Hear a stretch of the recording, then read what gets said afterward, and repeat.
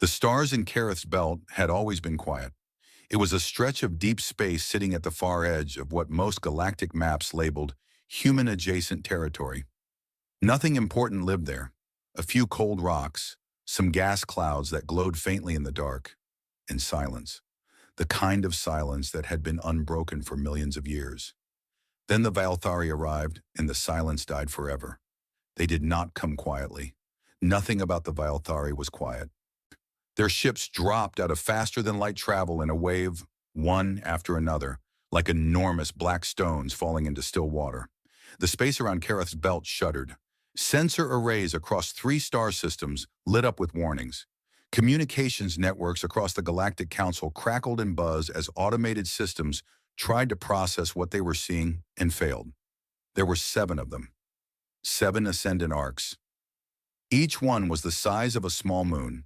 They moved slowly, to deliberately, the way something moves when it has no reason to hurry. Their hulls were wrapped in a shimmering energy field that absorbed light and bent it, making the ships look like holes cut into the fabric of space itself. When they positioned themselves in a wide arc above the plane of the belt, they blocked out 3 stars between them. Darkness spread across the sensor readings like ink. The message came 4 minutes after their arrival. It was transmitted on every known frequency, in every documented language spoken by any species in the galaxy. The translation was perfect in all of them. Whoever had sent it had taken the time to make sure every living thing that received it would understand every word. It said, "We are the Valthari. We were ancient before your suns ignited. We were great before your worlds cooled. We have walked the stars for 40,000 years, and we have seen everything that lives and everything that dies. We are the beginning, and we are the end. And we are what you have always called gods, because that is what we are. Kneel before us and you will be preserved. You will be cataloged, protected, and allowed to continue in your small lives under our grace. Resist us and you will be erased. Not defeated, not conquered, erased. You have 48 hours to transmit your formal surrender. We will wait." Then the message ended and the silence came back. But it was a different kind of silence now, a heavier one. When the Galactic Council chamber on Station Veyrath 9 had never been louder. 31 species were represented in that chamber, and all of them were speaking at once. The Dorathi, whose 4 arms each moved independently when they were frightened, were a blur of motion. The tall, thin Kaylee were pressed into the back corners of their seats, their wide yellow eyes fixed on the transmission data scrolling across the central display. The Sin, small and gray-skinned, with fingers like wire, each were pulling up historical records and projecting them into the air above their section of the chamber, filling the room with old images that nobody wanted to see. Images of dead worlds, because the Valthari had been here before, not recently and not here exactly, but they had passed through this part of the galaxy 12,000 years ago. They had left a record, though not an intentional one. The record was the absence of civilizations that had once existed. On planets that old survey records showed as inhabited now had nothing on them but ruins and silence. Species that had been cataloged and noted by ancient explorers were simply gone. No war debris, no mass graves, no signs of exodus, just gone.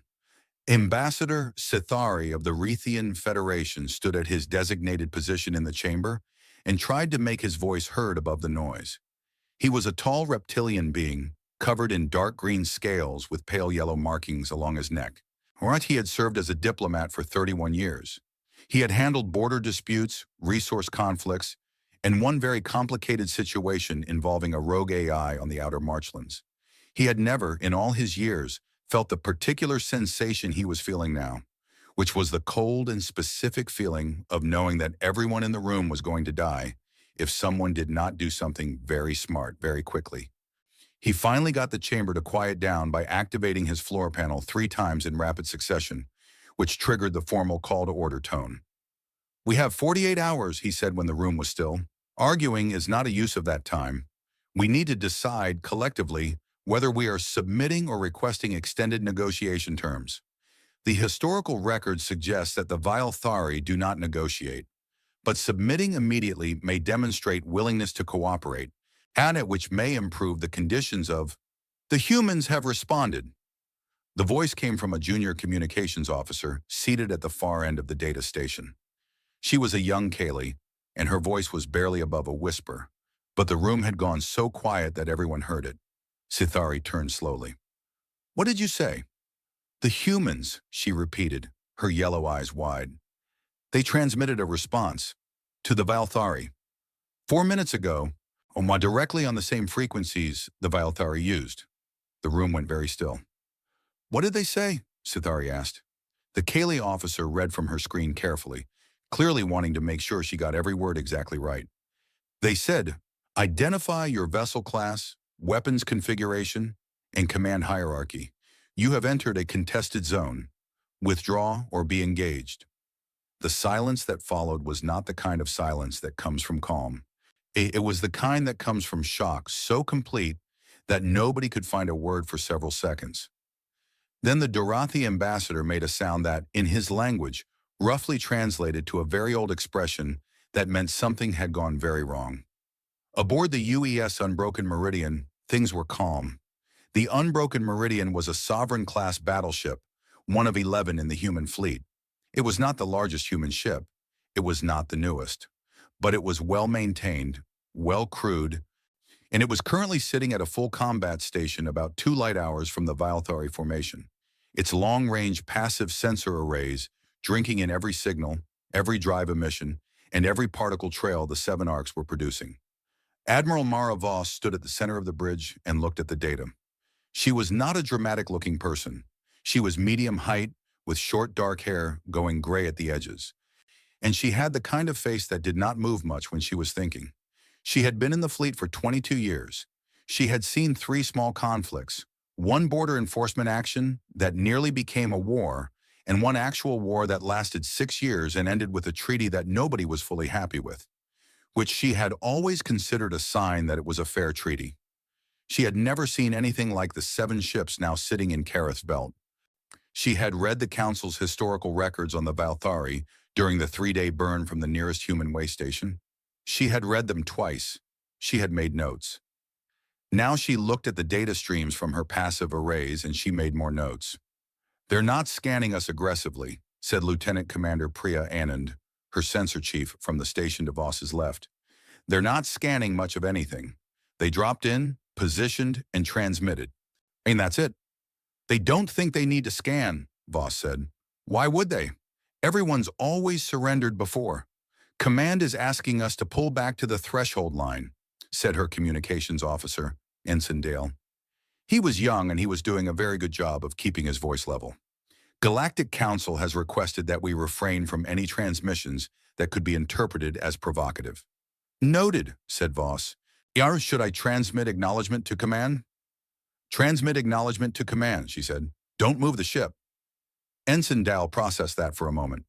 "Admiral, that's 2 different things," Voss said, not unkindly. "We can acknowledge the order and continue gathering data. We haven't moved to engage. We've asked them to identify themselves. That's standard contact protocol. We're following procedure." She looked back at her screens.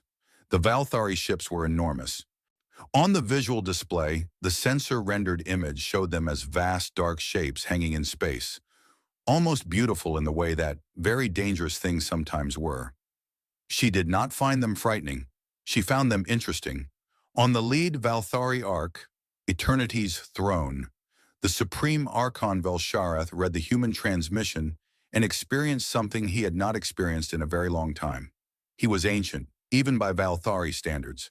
His body was the shape of a large insect. Way if insects could grow to the size of a ground vehicle and wrap themselves in living armor grown from their own biology over centuries. His 4 eyes, each a deep and luminous amber, had seen the rise and fall of civilizations the way a human might watch seasons change. He moved slowly. He spoke slowly. He had not been in any hurry for roughly 8,000 years. He read the human message a second time. "Identify your vessel class, weapons configuration, and command hierarchy. Hana, you have entered a contested zone. Withdraw or be engaged." Around him in the high conclave chamber, 6 other senior Valthari stood or sat in their preferred positions. They were all watching him, waiting for his response to the message. After a very long moment, Velsharath made a sound. It took the others a moment to realize it was laughter. He was laughing. "Pull the records on this species," he said, when the laughter had settled. "The ones who sent this message." An attendant moved to the archive systems. The search took longer than expected because the Valthari archive was 40,000 years deep, and the species in question was barely listed.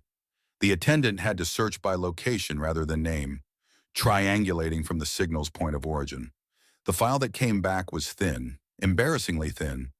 A few survey entries from roughly 600 years ago, noting the presence of a young bipedal species on a single world in an unremarkable star system. Recent updates showed they had colonized several nearby systems and developed functional faster-than-light travel approximately 400 years ago. 400 years.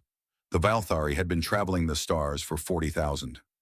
"Dispatch the chastening fleet," Velsharath said, his tone returning to its usual slow and settled patience. "Not the primary wings. The third rotation will do. This is a correction, not a campaign. Let them learn what they are before we proceed with the Council's surrender processing." He set the human message down and turned to look out at the stars through the great viewport of Eternity's throne. He did not think about the humans again. Sithari arrived at the unbroken meridian via a small diplomatic shuttle that the human crew brought in through a side bay with quiet efficiency. And a young officer in a clean uniform met him at the docking collar, offered him water and a translation module, and walked him through corridors that were busier than he had expected, but not panicked. That was the first thing that struck him. No panic. He had just come from a council chamber where 31 species were in various states of open despair. Here, people were moving with purpose, speaking in short sentences, checking screens and moving on to the next thing. A few of them glanced at him with curiosity, but most did not. They had work to do.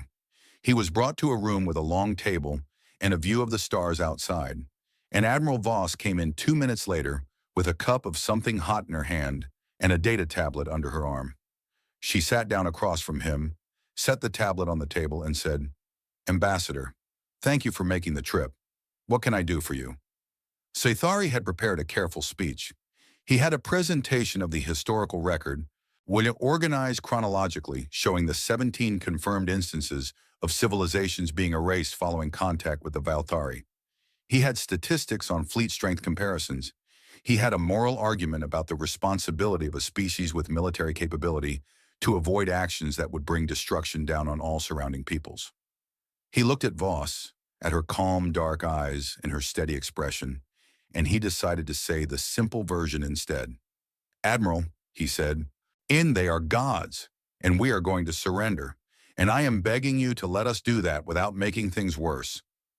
Voss took a slow sip of her drink. She set the cup down. She looked at him for a moment.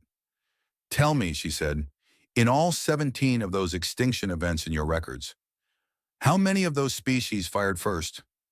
Sithari paused. He thought about it. "None of them. They all submitted." Voss nodded slowly, like he had just confirmed something she already suspected. "Well, that's what I thought," she said. She opened her tablet and turned it around to show him the sensor data her ship had been quietly collecting for hours. Emissions readings, drive signatures, power cycling intervals, shield frequency rotations. A detailed technical portrait of 7 ships whose crews had never once thought they might need to hide what they were doing. "They've never needed to be careful," Voss said. "Nobody's ever looked at them this closely before, because everyone was too busy panicking." She tapped one line of data. "Their chastening fleet is already moving. 14 ships by the drive count. They'll be here in about 6 days. Sethari stared at the data. Then he stared at her. "What are you going to do?" he asked. Mara Voss picked up her cup again and looked out the viewport at the distant dark shapes of the Valthari arcs. "Study," she said simply. 6 days was not a lot of time. But Mara Voss had always believed that what you did with time mattered more than how much of it you had.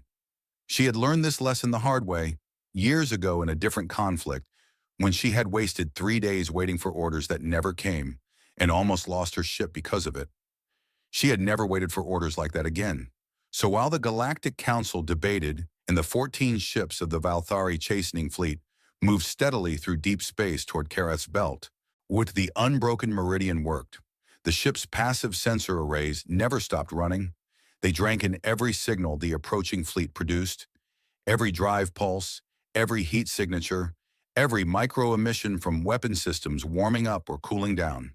The Meridian's two senior sensor officers worked in 8-hour rotations so that the analysis never paused. Lieutenant Commander Annan built a detailed model of each of the 14 ships. She cataloged their sizes, their energy outputs, and their formation patterns. She noted which ships held position well and which ones drifted slightly, suggesting older navigation systems or undertrained crews. She noted intervals, how long each ship's drive cut out between pulses, how long their shield systems took between frequency rotations. She brought all of it to Admiral Voss every 12 hours, and Voss read every word.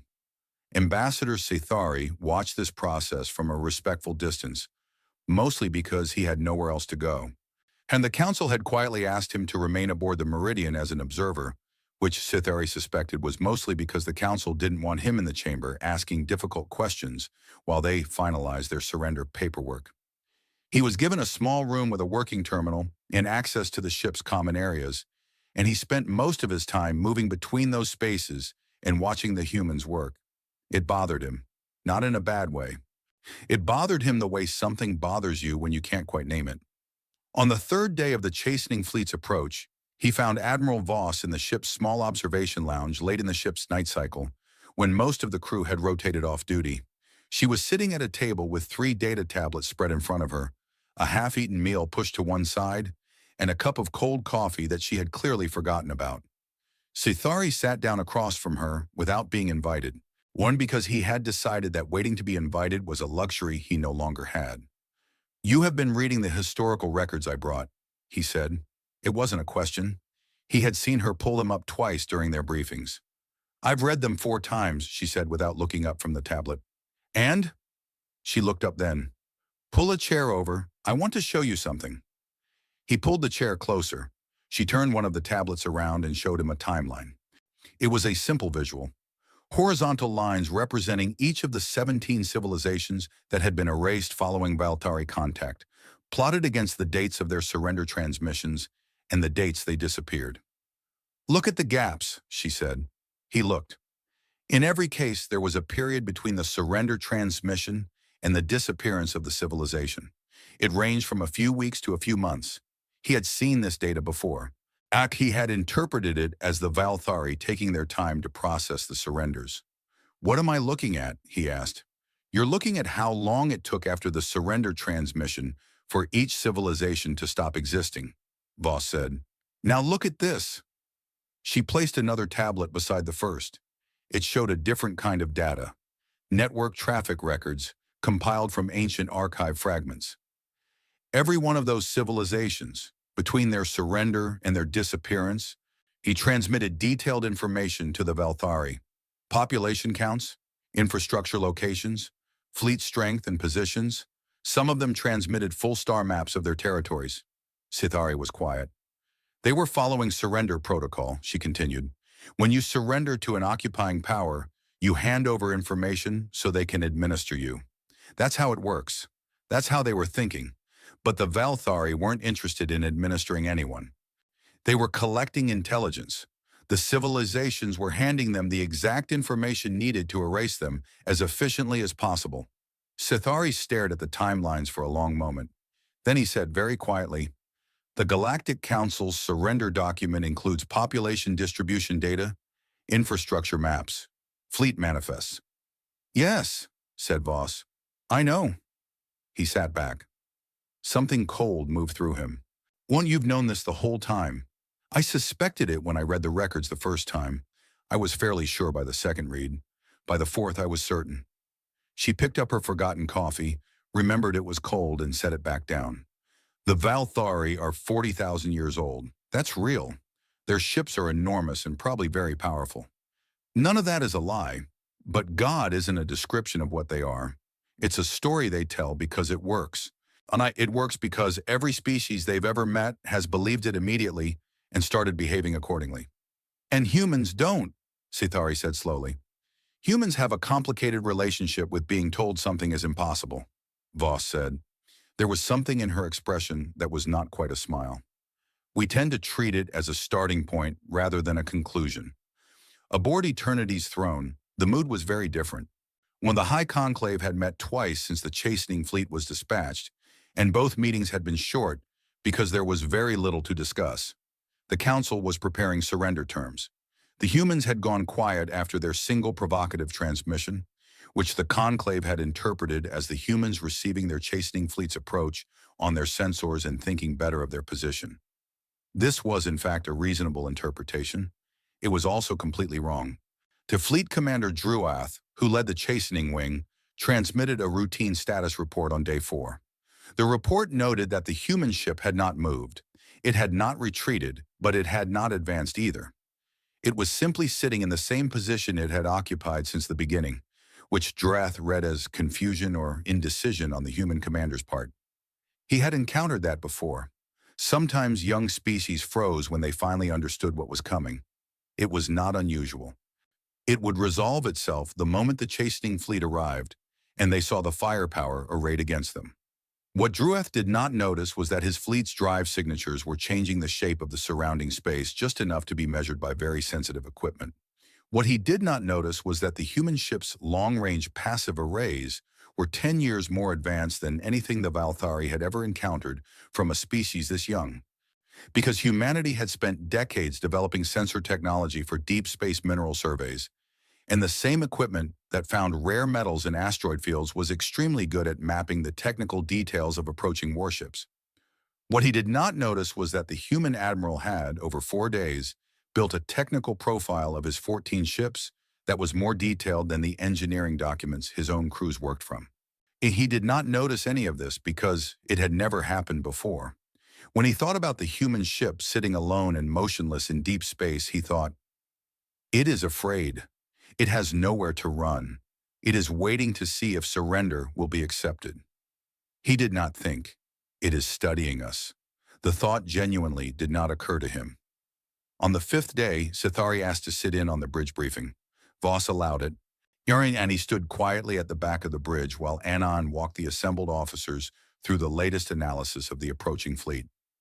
The 14 ships were now close enough for more detailed readings, and the picture they had built was extensive. Ship 7 has an irregular thruster signature on the port side, Anon said, highlighting the relevant data on the main display. Drive plasma venting on the lower array. It's not severe enough to ground the ship, but it's been consistent for 3 days, which means it's a known issue they haven't fixed. Probably because they didn't think this deployment warranted a repair stop. In an engagement, that ship is going to have limited mobility options turning to port. Ship 3 and Ship 11 are running synchronized shield rotations, said Ensign Barath from the tactical station. He was young, barely 2 years out of the academy, but he had been thorough. They're probably assigned to each other as a support pair. If one is targeted, the other will move to cover. We can use that predictability. Ship 1 is the command vessel, Anon continued. Drive output is higher than the others. Better maintained. Shields cycle faster. Weapons arrays show higher power allocation. If the commander's worth anything, that's where they'll be coordinating from. Voss stood with her hands loosely behind her back and listened to all of it. When Anon finished, Voss asked 3 questions about power recovery times and got 3 precise answers. Then she turned to look at the tactical display, which showed the positions of all 14 approaching ships laid out in a clean formation. They're flying the same formation they've probably flown for thousands of years, she said. Same approach vector, same spacing. They've never had a reason to change it. They don't know we're mapping them, Anon said. They can't imagine we are, Voss replied. Oh no, that's not the same thing. Sithari, watching from the back, found that he had unclenched his hands without noticing. He looked down at his open palms, then back up at the main display. 14 massive warships, 1 human battleship. The math was catastrophically simple. And yet, standing in this room, watching these people work, he felt something strange beginning to happen inside him. It was not confidence exactly. He was not human, and he did not know if he was capable of the particular kind of confidence he was observing. But it was adjacent to it. It was the feeling of standing next to someone who had thought about a problem much harder than you had, and finding that the problem had, in the process, become a different shape than you thought. After the briefing, as the officers filed out, Saithari moved to stand beside Voss at the tactical display. Tomorrow, he said. It was not quite a question. Tomorrow, she confirmed. You're keeping the ship here. One ship against 14. 14 ships that haven't fought a real engagement in centuries, Voss said. 14 ships whose crews have spent their careers watching species surrender without a shot fired. 14 ships whose commanders have never had to adapt mid-engagement because every engagement they've ever been in ended before it could become an engagement. She looked at him directly. They have 40,000 years of history, but history isn't the same as experience. If you've spent 40,000 years doing the same thing to the same result, you don't have 40,000 years of experience.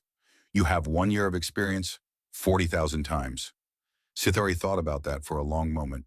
Something about it hit him in a place he had not expected. Your people have fought each other, he said slowly, for thousands of years before you reached the stars. Voss nodded. Sonia, all that time, he continued, working through it, your tactics changed.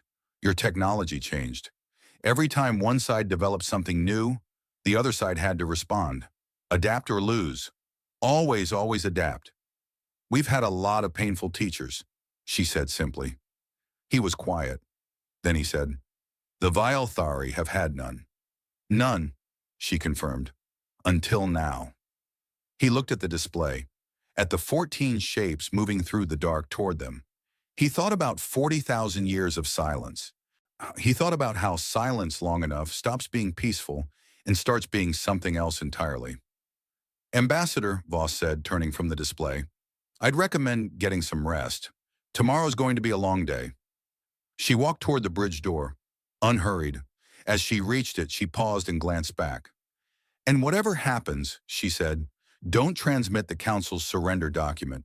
Not yet, especially not the infrastructure maps. Then she was gone, and Sithari stood alone in the briefing room with the display showing 14 approaching ships, thinking about a question that had not occurred to him until this moment. Not whether humanity could survive tomorrow, but whether the Vilethari had any idea what was about to happen to them. He thought they did not. He thought they truly, completely did not. The chastening fleet arrived at dawn by ship's clock. There was no actual dawn in deep space, of course, but the unbroken meridian ran on a 24-hour cycle because human bodies needed rhythm, and the crew had come on shift at 0600, just as they always did. They ate breakfast. They checked their stations. They ran diagnostics that had already been run twice the night before. They talked in low voices and drank coffee and did all the ordinary things people do when they are waiting for something that is not ordinary at all. Hodori Voss arrived on the bridge at 0610 with a fresh cup of coffee and a calm expression. She sat in her command chair, pulled up the tactical display, and looked at the 14 incoming drive signatures that had grown from distant specks into something much more defined over the past 12 hours. Range, she asked. 40,000 kilometers in closing, Annan said. They'll be in standard engagement range in approximately 11 minutes. Weapons? Ready, said Barath from Tactical. Railgun batteries 1 through 6 are hot. Missile bays are loaded. Point defense is on automatic. Our shields? Full power. All bands rotating on the new intervals you approved. Voss nodded. She had changed the Meridian's shield rotation intervals 2 days ago, setting them to a pattern that was non-standard and irregular. The Vilethari would not have data on it. They would have to spend time learning to target through it, and time today was a resource she intended to control. Sithari stood at the back of the bridge, near the wall where he was out of the way. He had not slept well. He was fairly sure he looked like he had not slept well. One of the junior crew members had quietly brought him something to eat that morning, and he had eaten it without tasting any of it.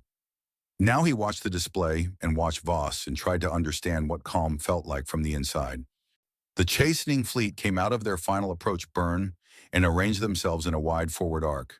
Their formation was practiced and precise, the same formation they used in every chastening engagement because it had always worked, because the target was always still and waiting to surrender by the time they arrived.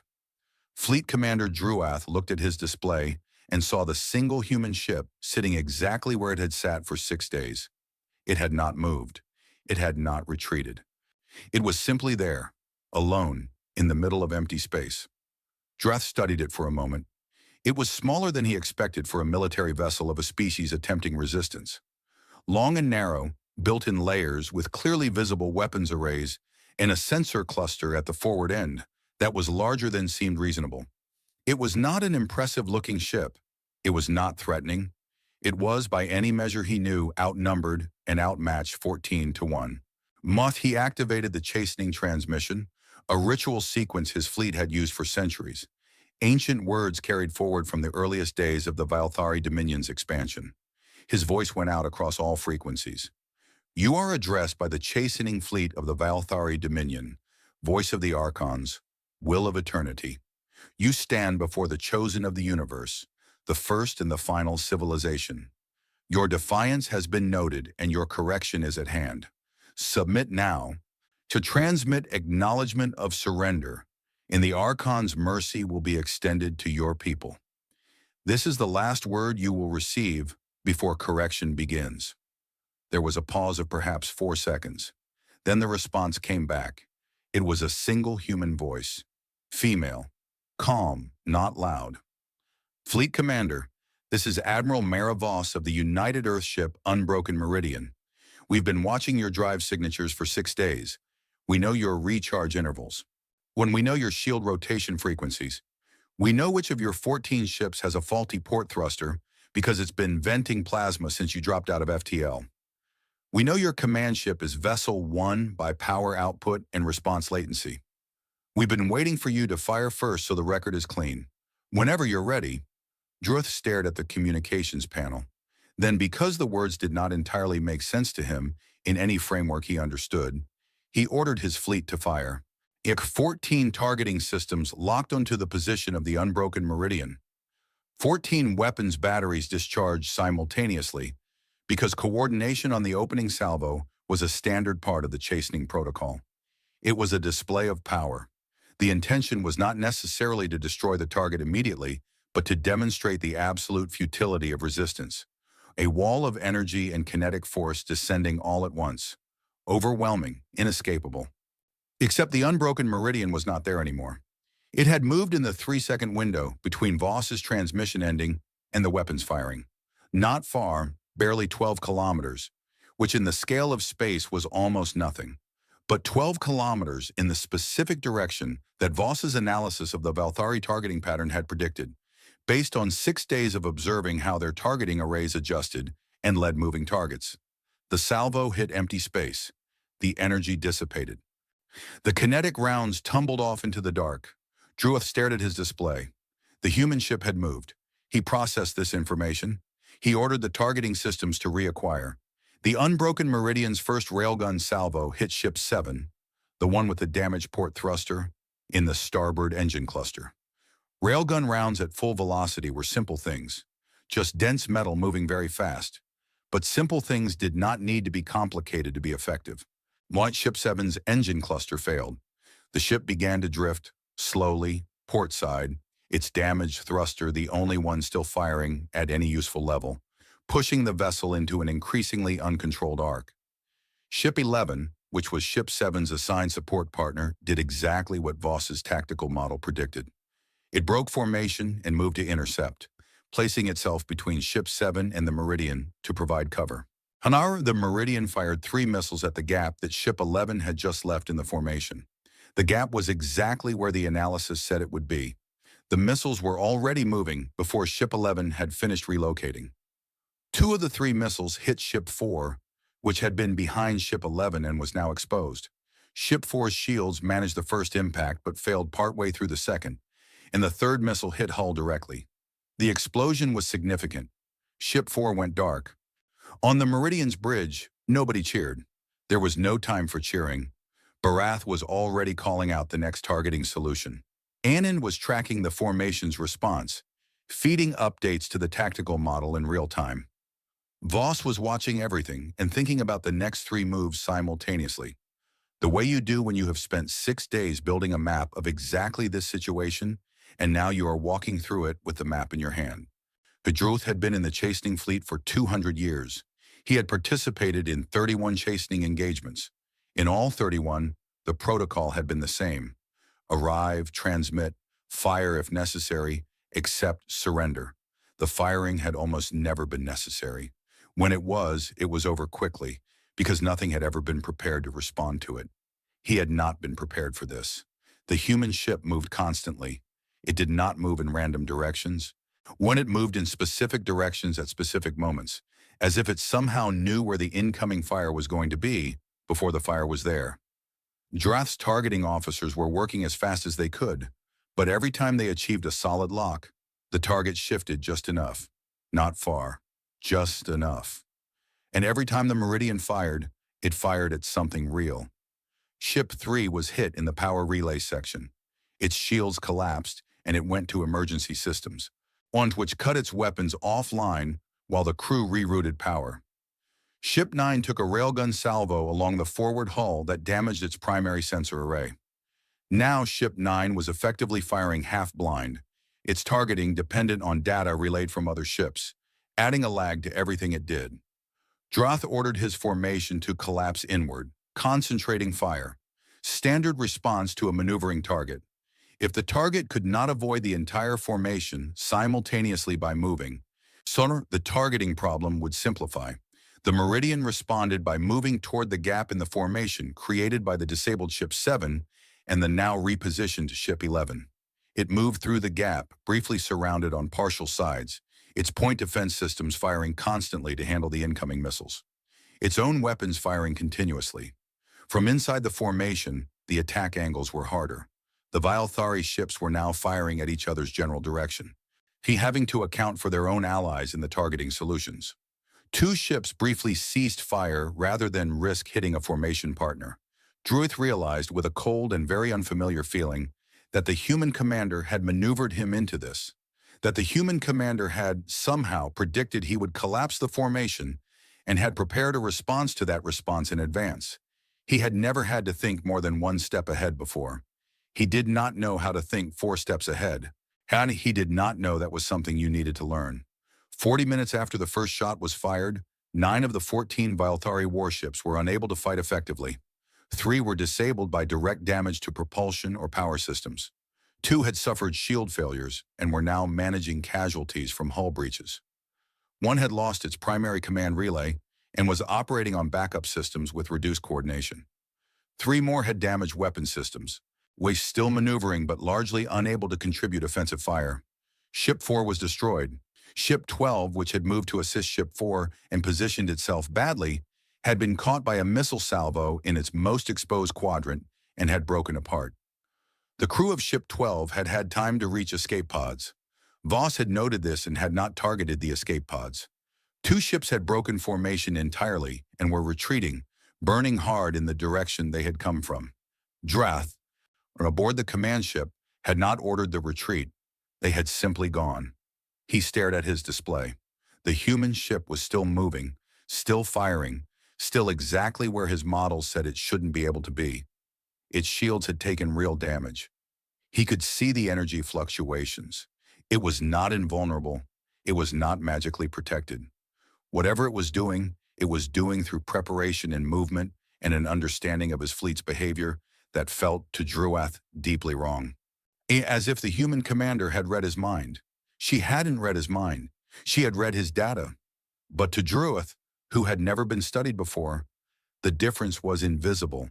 He transmitted a hold order to his remaining ships. He sat in the silence of his command chamber and did something he had not done in 200 years of service. He thought about losing. Aboard Eternity's throne, the High Conclave had been watching the battlefield since the first minute. Nobody spoke, and the chamber was very still. On the display, the engagement continued to update in real time. The positions of the ships, the energy signatures, the damage reports coming in from the chastening fleet. The numbers were clear. The outcome was clear. One of the younger Conclave members, a Vilthari commander named Shrell, who had spent 60 years in the military and had a reputation for careful thinking, looked at the battlefield and then looked at Velsharath. Supreme Archon, Shrell said carefully. 1 ship. Velsharath said nothing. 1 human ship, Shrell continued, has done this to 14 of ours. The chamber remained silent, but on Velsharath's ancient armored face, something had changed. It was very small. If you did not know what to look for, you would miss it entirely. It was the look of a being who has just encountered something it cannot explain. In 40,000 years, Velshareth had encountered very few things he could not explain. He had always found the experience uncomfortable. He found it very uncomfortable now. He watched the display as the two retreating Valthari ships burned away from the engagement zone, and he watched the single human battleship turn in space and take up a steady, unhurried position in the middle of the debris field it had created. It was not chasing the retreating ships. It was not firing on the escape pods. It was not broadcasting victory or demands. It was simply sitting there, waiting.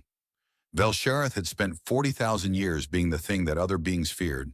He looked at the display, at the small human ship holding steady in the wreckage of his chastening fleet, and he felt something enter his chest that he did not have a name for. Somewhere in a species he had not bothered to look up until a week ago, there was a word for it. They called it fear, and the name, when they gave it, Anna, was very accurate. The battle recording ran for 43 minutes and 17 seconds. The Galactic Council had received the live feed through a relay beacon that the Unbroken Meridian had positioned and activated without announcement 2 days before the engagement. It had transmitted everything, not just the weapons fire and ship positions, but the full sensor overlay, the tactical model updates, and the audio from the open communication channels. Every ambassador in the council chamber had watched the entire thing in real time, and now 3 hours later, they were watching it again. Nobody had suggested stopping the playback. The Dorathi ambassador sat perfectly still, all four arms flat on his desk, which was the Dorathi posture of deep shock. The Kaylee group had not moved from their seats. The Sin, who were usually the most vocal species in the chamber, had not said a word since the recording began its second run. Sathari was not in the chamber. Sathari was still on the Unbroken Meridian, standing at the viewport in the observation lounge, looking at the debris field that had been 14 warships. He had been standing there for 2 hours. He was not thinking about the battle specifically. He was thinking about a thing Voss had said to him several nights ago, about experience versus history, about doing one thing 40,000 times and calling it wisdom. And he had understood the words when she said them. He understood them differently now, having watched what those words meant when they were demonstrated in practice. One of the Meridian's crew, a young engineering tech named Farran, came into the lounge at some point and asked Sithari if he needed anything. Sithari said no. Farran left. Then Sithari called him back and asked for water because he realized his throat was dry, worse, which was what happened to Rethians when they spent a long time in a state of suspended disbelief. He drank the water slowly and looked at the wreckage outside and thought about 40,000 years. The question the council could not stop asking was the simple one. How, not why. Not what comes next. Just how. How did one ship do what 43 minutes of recording clearly showed it doing? How did a single battleship, from a species barely 400 years into faster-than-light travel, dismantle 14 warships from the oldest and most powerful civilization in the known galaxy? It was Sithari who eventually explained it, via recorded message, because he could not physically return to the chamber immediately, and because the council was going to keep watching the battle recording in confused silence until someone gave them a framework. He recorded the message sitting in the observation lounge, with the debris field visible behind him through the viewport. When he told them what Voss had told him, he told them about the 6 days of passive observation, about the technical profiles built from emissions data, about the tactical model that had mapped the chastening fleet's every characteristic before the first shot was fired. He told them about the shield rotation intervals, the support pair behavior, the command ship identification, the damage thruster on Ship 7. Then he paused for a moment. Hirani said the part that he had been thinking about for 2 hours. The Valthari fleet did not lose because humanity has better weapons or stronger shields or more advanced technology. In direct comparison, by technical specification alone, 14 Valthari warships should have been more than sufficient to destroy one human battleship. The Valthari fleet lost because it was fought by someone who had spent 6 days learning exactly how it would behave, and it behaved exactly as predicted, or because it has never had a reason to behave differently. He looked into the recorder. Humanity, he said, has been fighting itself for as long as it has existed. Wars on their home world, wars in their early colonies, wars over resources and beliefs and borders, and 100 other things we consider ourselves too civilized to fight over. Every war they fought changed them. Every time one side developed a new weapon or a new tactic, the other side had to respond, or lose. They never stopped adapting because they were never allowed to stop. They brought all of that with them when they came to the stars. He stopped again. Then he said more quietly, "The Valthari have not had a real enemy in 40,000 years. They have had victims. There is a difference. Admiral Voss is not a miracle. She is what happens when a species has been forced to produce people like her, generation after generation, for thousands of years, and never had the luxury of stopping." He ended the recording and sent it. On eternity's throne, the high conclave was fracturing. It was not a loud fracture. The Valthari were not a species that expressed disagreement through noise. But the silence in the conclave chamber had taken on different weights in different corners of the room, and Velsharth could feel the difference. Israel, the younger commander, spoke first.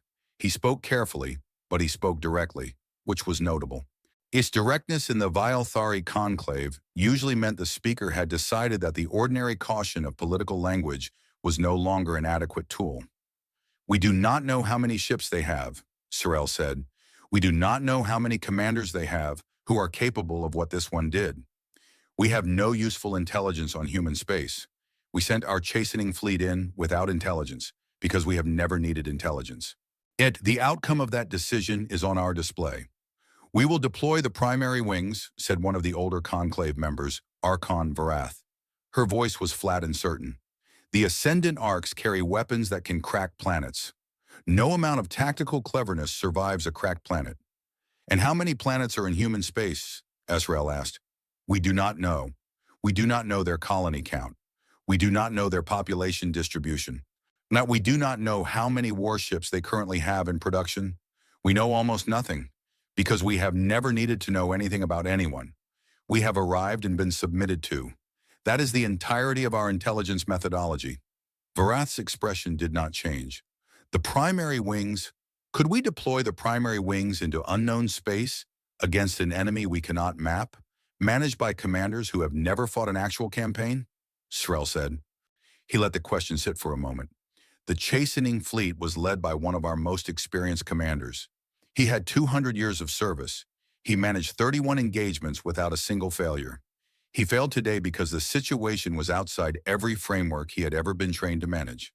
The chamber was quiet. "If we escalate," Israel continued, "we are not escalating from a position of knowledge. We are escalating from a position of wounded pride.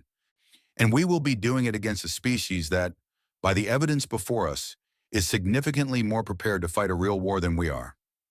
Velsharath listened to all of this without speaking. He had not spoken since the battlefield ended. The others had been speaking around him, waiting for his word, but he had given none. He was thinking. 40,000 years of thinking had made Velsharth very good at it. He could hold multiple frameworks in his mind simultaneously and turn them. The way you turn a stone to see all its faces. He was turning the framework of this situation now, looking at every face. Face 1. The Valthari were the dominant power in the known galaxy. This was a fact supported by 40,000 years of history. Face 2. One human ship had dismantled a fleet of 14 in 43 minutes. Face 3. They knew almost nothing about human space, its size, its fleet strength, its industrial capacity, its other commanders. Phase 4. Humanity had not surrendered, had not negotiated, had not attempted to escape. It had simply fought, effectively, as if fighting was something it did naturally and without particular stress. Phase 5. If humanity had commanders like the woman who had fought today, and there was no reason to believe it had only one, and if humanity's fleet strength was proportional to the confidence with which it had responded to the initial Valthari declaration, then escalation was not a solution. It was a gamble of the worst kind, a gamble taken in ignorance. He turned the stone. He looked at all the faces. Then slowly he spoke. "Suspend the deployment order for the primary wings," he said. "Open intelligence reviews on human territorial space. I want population models, fleet estimates, and industrial capacity projections by whatever means available. Varath turned to look at him. Supreme Archon, at our authority, will mean nothing if we commit it fully to a campaign we cannot map and cannot win, Velsharath said. His voice was quiet. It was always quiet. But it had a quality that made other Valthari stop moving when they heard it. I have not survived 40,000 years by refusing to update my understanding when facts demanded it. The facts are demanding it now. He looked at the display, where the debris field and the single unmoving human ship were still visible. With this species, he said very slowly, is not what we thought they were. Voss, unaware of the conclave's internal arguments, spent the hours after the engagement doing the things that needed doing. She walked the bridge and spoke to each officer personally. She visited the medical bay, where 11 crew members had been injured during the engagement, mostly from impact jolts when the ship's maneuvering systems pushed hard limits. Nothing fatal. She sat with the two who were worst off for a few minutes each and talked with them about ordinary things. She had found over the years that ordinary conversation was more useful than formal encouragement after a hard day. Encouragement implied things had been frightening. Ordinary conversation treated them as normal, which was a better thing to believe. She wrote her after-action report in the late hours of the ship's evening. It was detailed and precise. Watched it because good reports save future lives by giving future commanders accurate information. She included the full technical analysis of the Valthari fleet, everything Anand had built, as an appendix. She flagged the passive sensor methodology as a recommended standard protocol for any future engagement, where observation time was available. She was writing the report's conclusion section when Sethari appeared in her doorway. She looked up. "You should sleep," she said. "I have questions," he said. "There'll still be valid questions in the morning." He came in and sat down anyway, which she had expected. She set down her stylus and waited. "Your people," he said. "All those wars, all that fighting, was it worth it?" She thought about the question honestly, the way it deserved. "Ask the people who died in them, and the answer is probably no," she said. "Ask the people who exist because of what came out of them, including me, and the answer is more complicated. We didn't choose to be shaped the way we were shaped. It just happened, over a very long time, and here we are." "But you're not sorry for it," he said. "What it made you." She considered. "I'm not sorry for being what I am. I'm sorry for a lot of the things that made me what I am. Those are different feelings, and they can both be true." Sethuri was quiet. Then he said, "The Council is going to want to discuss a formal response to today, a diplomatic framing of what happened.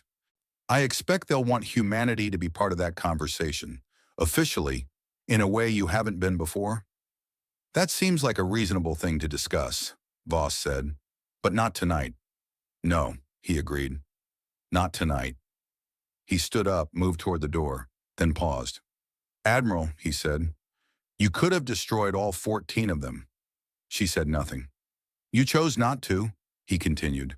"Ships 11 and 13 were fully disabled with live crews. You had clear firing solutions. Why, you didn't take them." "Disabled is disabled," she said. "I didn't need them destroyed. I needed the engagement to end." He looked at her for a moment. "That distinction," he said, "is also something not every species chooses to make." He left. Voss sat alone in her small office and thought about that for a while. Then she picked up her stylus and went back to the report. There was still work to finish, and the morning was going to bring a great deal of complexity with it. She preferred to meet complexity with her work already done. 3 days after the battle, Eternity's throne opened a direct channel to the unbroken meridian.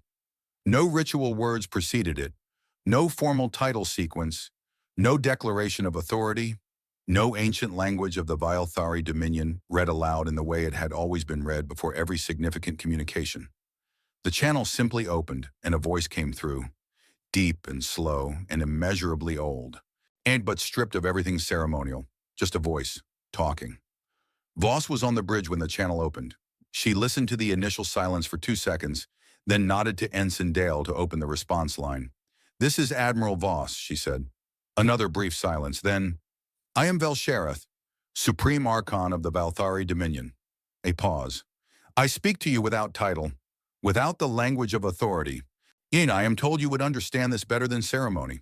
Voss glanced at Cithari, who had become a permanent quiet presence on the bridge over the past 3 days. He stood a little straighter, surprised. I understand it just fine, Voss said. I have questions, Belshazzar said. I find at this point in my existence that questions are unfamiliar. I have spent a very long time providing answers. Go ahead, she said. What does your species want? He asked. Not diplomatically, sir, not formally, plainly. What does humanity want from this? The bridge was very quiet. Everyone was listening. Outside, the debris of the chastening fleet still drifted slowly through the belt, and beyond it, barely visible on the long-range display, the dark mass of the Valthari arcs sat motionless. Voss thought about the question for a moment, not because she didn't know the answer, but because she wanted to give it properly. Belshazzar had just done something that probably cost him enormously, in terms of what it meant to his identity and his place in his own civilization. He had asked a question without claiming to already know the answer. That deserved a real response. Nothing from you, she said. We want you to leave. We want you to leave every world that is currently under your authority that would rather not be.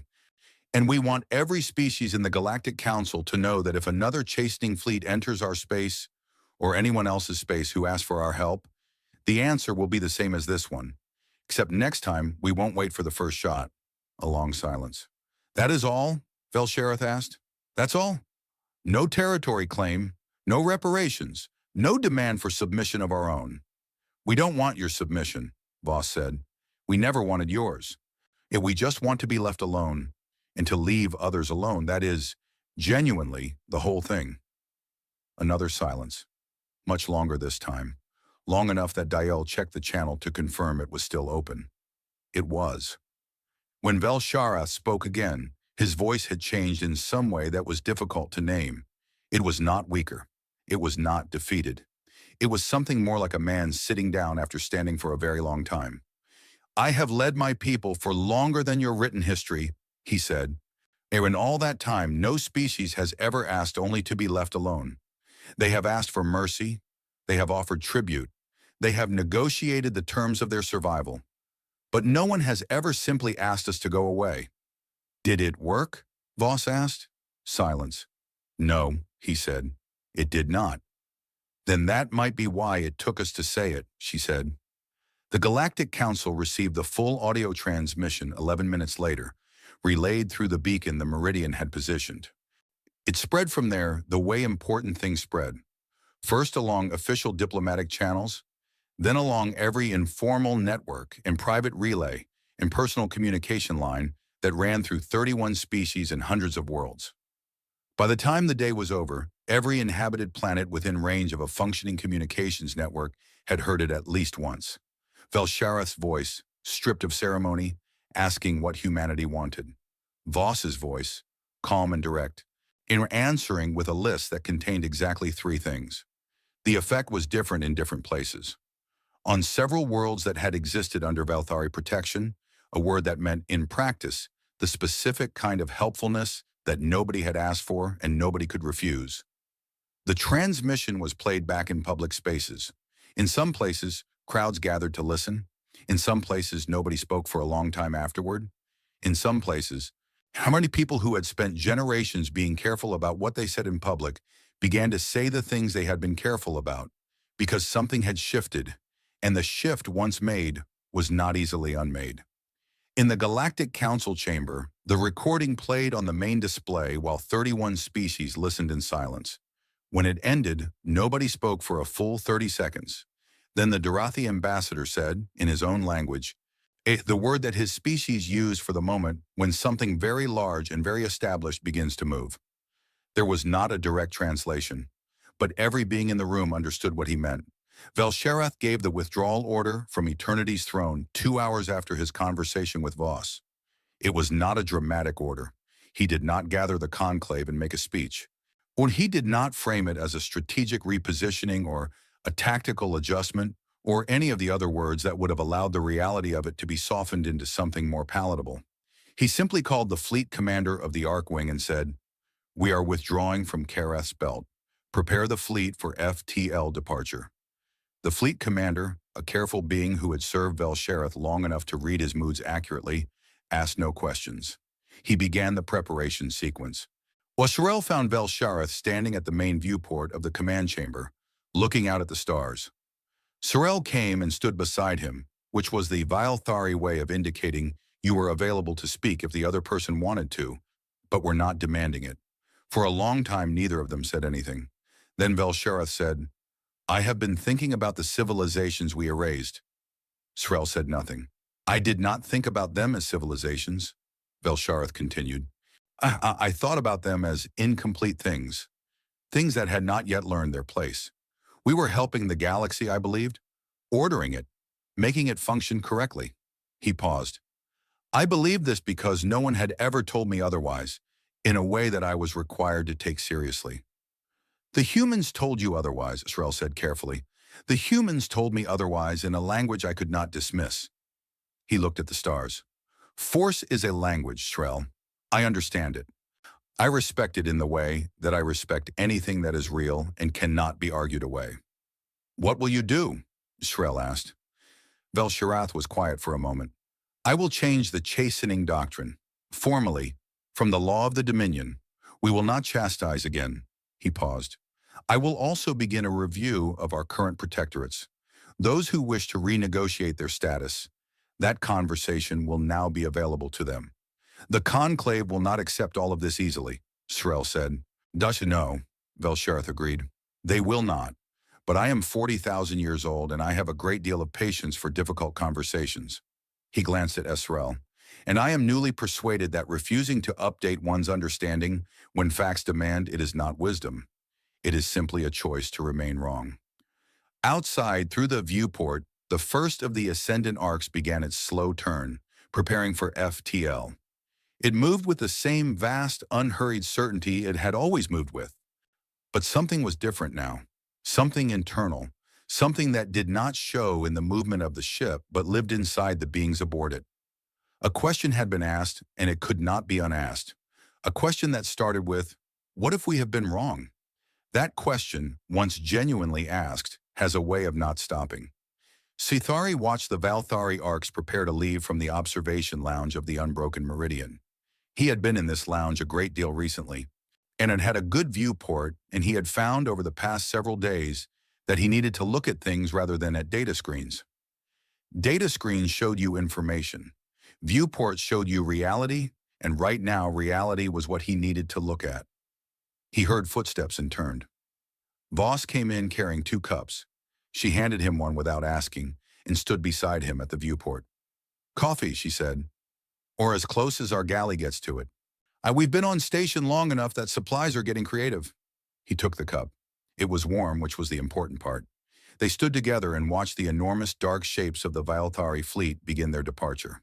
One by one, the arcs aligned for their FTL jumps. One by one, they disappeared into the brightness of transition, leaving nothing behind but the fading light of their drive signatures. The last one went. The belt was empty again, except for the debris, and the meridian, and the slow turning of distant stars. It's over, Sithari said. He was testing the words, seeing how they felt. This part is, Voss said. He understood what she meant. The conversation that had begun here was not over. Across the council, things were moving. Species that had been quiet for a long time were finding their voices. Planets that had accepted terms they had not wanted were beginning to question whether those terms were still the only option. In the Vilthari withdrawal was real, but what came after it, the renegotiation, the restructuring, the long and complicated process of a galaxy realigning itself, that would take years, maybe decades. But it had started. Here, with one transmission and one battle and one conversation on an open channel. I want to ask you something, Sithari said, and I want you to answer honestly. I'll do my best, Voss said. When the chastening fleet arrived, he said, when you were sitting here, in one ship, knowing what was coming, were you afraid? She thought about it. She looked at the empty space where the Vilthari fleet had been. Yes, she said. 14 warships. Any one of them probably outweighed us in raw firepower. Of course I was afraid. Sithari looked at her. You didn't seem afraid. Fear isn't something you show when you're working, she said. It's information. It tells you something needs solving. So you take the fear and you turn it into a problem. And then you solve the problem. She took a sip from her cup. We've been doing that as a species for a long time. It's probably the one thing we're actually best at. Sithari held his cup and thought about that. He thought about humanity's long history of making problems out of fear and then solving them. He thought about the long, painful, expensive, wasteful, relentless process that had produced someone like Mara Voss. He thought about all the cost of it, on all the generations of conflict and loss that had gone into shaping a species that responded to a God claim by asking for weapon specs. He thought about whether it was worth it. He decided that the answer depended entirely on which day you were asking the question. Today, standing in a lounge on a human warship, watching the last traces of the Vilthari fleet fade from the sensors, with 31 species beginning, slowly and carefully, to breathe differently. Today, the answer felt like yes. What happens now, he asked. Voss lowered her cup. We file reports. We go home. The diplomats do the diplomacy. We do whatever's next. She paused. That's always what's next. For us. Whatever's next.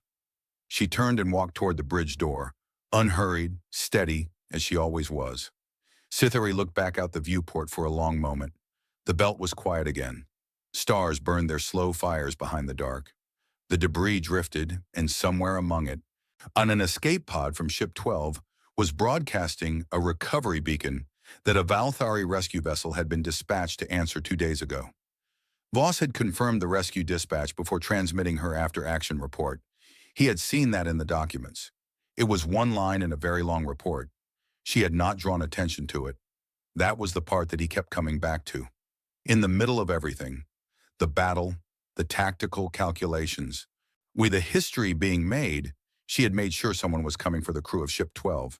He stood there a while longer, until the coffee cooled, and then he walked back to the small room that had been his for the past week and began writing his own report to the council. He wrote for a long time. He wrote carefully, because he wanted to get it right. He wrote about the Vilthari and the battle and the withdrawal, all of which the council already knew. He wrote about Velsherath's call and Voss's answer, which the council had heard. And then he wrote something that was not in any of the data feeds or transmissions, something he had observed over the course of a week aboard this ship that he thought the council needed to understand. He wrote, "Humanity does not believe it is special. That is the most important thing I can tell you. They do not understand themselves as a chosen species or a destined power or the inheritors of any particular cosmic role. They think of themselves as practical. They think of themselves as problem solvers. They are aware of their history and they are not entirely proud of it, but they carry it with them honestly. And they have built from it something that no amount of age or power or ancient authority could have predicted. They are not gods. They have never claimed to be. That is precisely why. And when God showed up, they simply asked for a D. He read the paragraph back. Then he decided it was the right ending for his report and left it as it was. Outside his small window, the stars continued to burn, the debris continued to drift, and the unbroken meridian turned slowly in the dark. Heading home, carrying its crew, carrying its record, carrying the quiet and ordinary dignity of a species that had looked at 40,000 years of power and asked, us simply and clearly, is that the best you've got? And meant it.